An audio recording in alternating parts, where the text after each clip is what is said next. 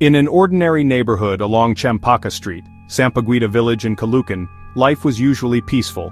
Here, neighbors knew each other, and children played freely in the streets. But this peace was suddenly shattered by a terrible crime in July of 2016, an event that shook the entire village and left a deep wound in the hearts of many. The center of this tragedy was the Suizo family, a family known for their kindness and simple way of life. The mother and daughter, Carol Suizo, 51 years old, and her only child, Angel, just 14 years old, became victims of unthinkable violence. Carol was described as a loving mother and wife. Her husband, Edwin Suizo, was a seaman. Because of Edwin's job, he was often away from his family, so Carol served as the light and pillar of their home. She guided their daughter, Angel, a young girl full of dreams.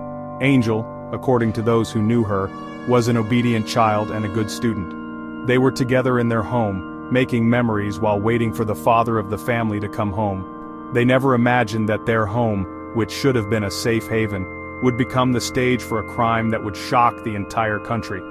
Their house on Champaka Street witnessed the last moments of the mother and daughter. Inside its walls, laughter and happy conversations suddenly turned into fear and violence. The story of their lives was suddenly cut short in a way no one ever expected. The news that spread in their area was like a cold wind that touched everyone. How could such cruelty happen to a family that wanted nothing but to live peacefully?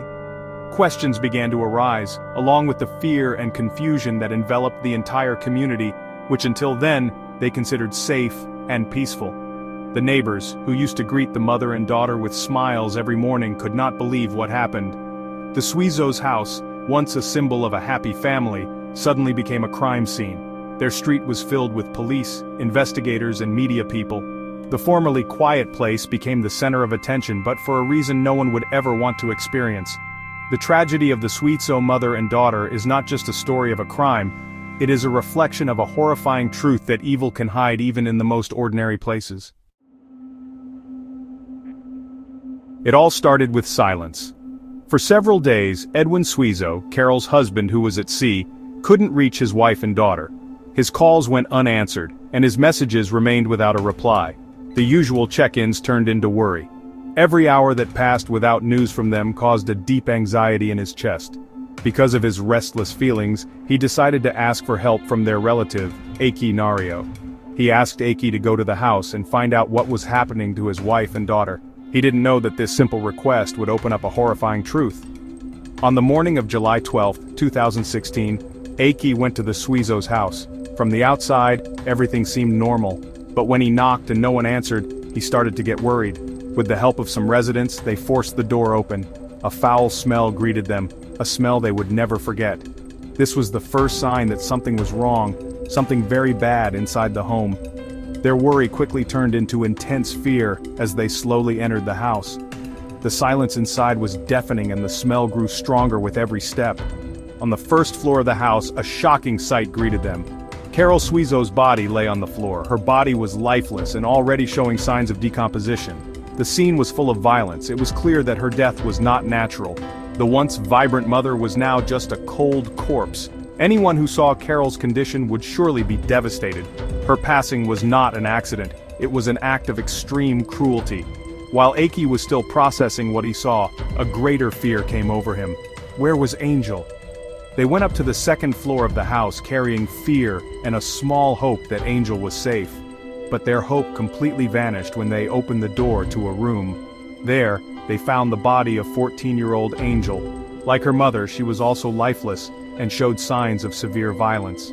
The young girl, who was just starting to build her dreams, was brutally murdered.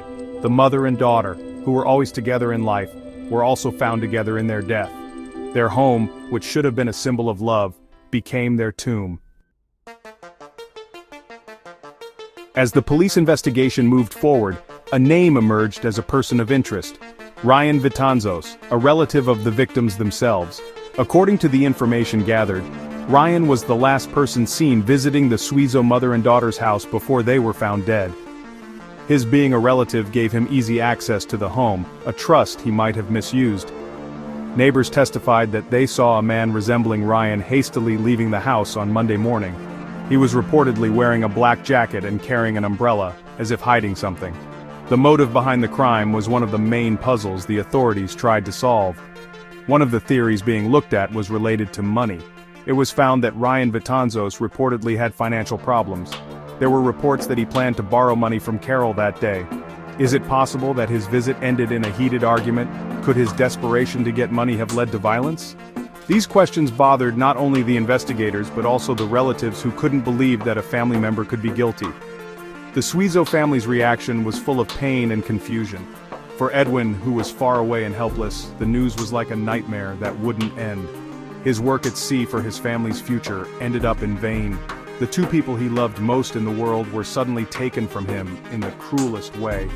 The relatives, on the other hand, faced a double burden, grieving the loss of Carol and Angel, and the fact that the identified suspect was also one of their own. The trust built over many years suddenly crumbled, replaced by suspicion and heartache. For the neighbors, the crime caused deep fear and apprehension. Their quiet community was no longer the same. Everyone began to be more watchful and careful. Doors were closed earlier, and windows were always locked. The loss of Carol and Angel served as a grim reminder that crime can happen to anyone, anywhere, and anytime. Their trust in others diminished, and the feeling of security in their own homes was shaken. The tragedy left a scar on the community, a scar that would remind them of the importance of being alert and vigilant.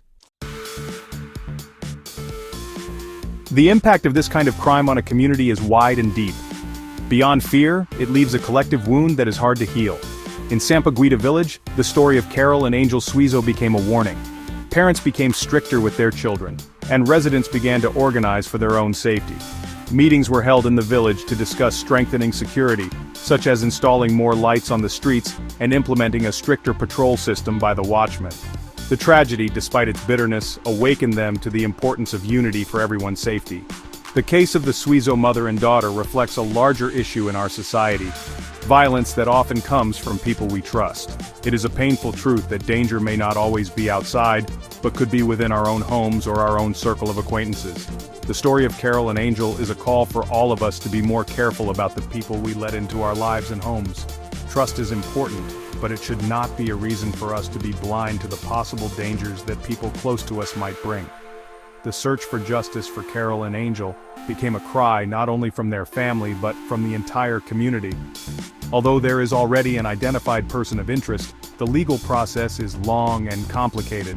What is important is that everyone does not stop seeking justice for them. Their deaths should not be forgotten and remain just a statistic in crime records.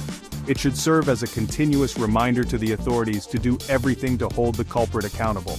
Justice for them is justice for all victims of senseless violence. As life goes on, the memory of Carol and Angel Suizo will remain. Their story is a bitter lesson that we should take to heart. Let us not be numb to the violence around us. Let us be vigilant not only for our own safety but also for the welfare of our neighbors. Let us unite in creating a community where everyone is safe and protected. Watching out for each other and being a voice against violence is the most effective way to honor the lives lost and to prevent such tragedies from happening again in the future.